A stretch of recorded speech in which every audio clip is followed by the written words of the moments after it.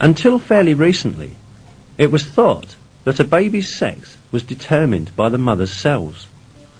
Or at least, it was believed that the sex was determined by the male and female cells together. But we are given a different kind of information in the Quran, where it is stated that masculinity or femininity is created out of the sperm poured forth into the womb.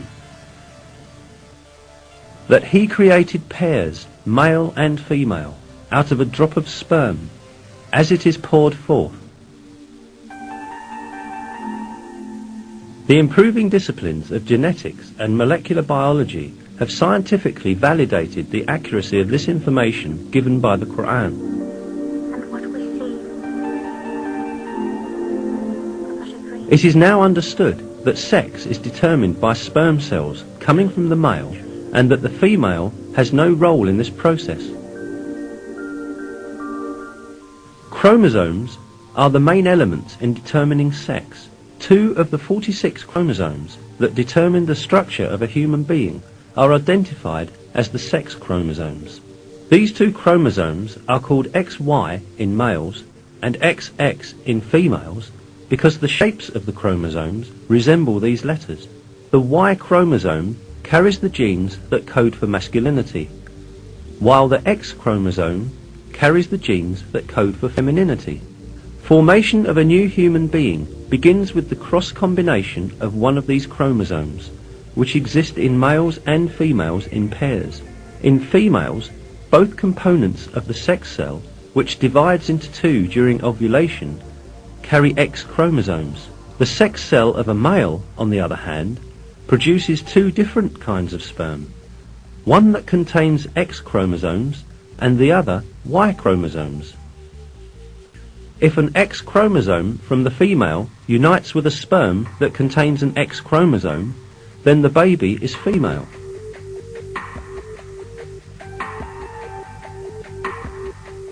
If it unites with the sperm that contains a Y chromosome, the baby is male.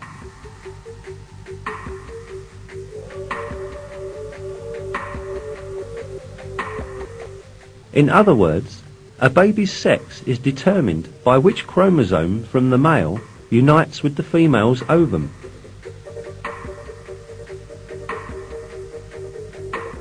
None of this was known until the discovery of genetics in the 20th century. Indeed, in many cultures, it was believed that a baby's sex was determined by the female's body. That was why women were blamed when they gave birth to girls. However, 13 centuries before human genes were discovered, the Quran revealed information that denies this superstition and referred to the origin of sex being not with women, but with the semen coming from men. If we keep on examining the facts announced to us in the Quran about the formation of people, we again encounter some very important scientific miracles. When the sperm of the male unites with the ovum of the female, the essence of the baby to be born is formed. This single cell, known as the zygote in biology, will instantly start to reproduce by dividing and eventually become a piece of flesh. The zygote, however, does not spend its developmental period in a void. It clings to the uterus just like roots that are firmly fixed to the earth by their tendrils. Through this bond, the zygote can obtain the substances essential to its development from the mother's body. Here, at this point, a very significant miracle of the Quran is revealed. While referring to the zygote developing in the mother's womb, God uses the word alaq in the Quran.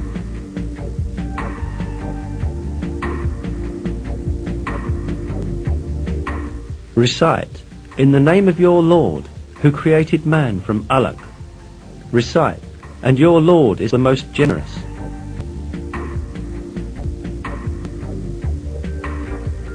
The meaning of the word alaq in Arabic is a thing that clings to some place. The word is literally used to describe leeches that cling to a body to suck blood.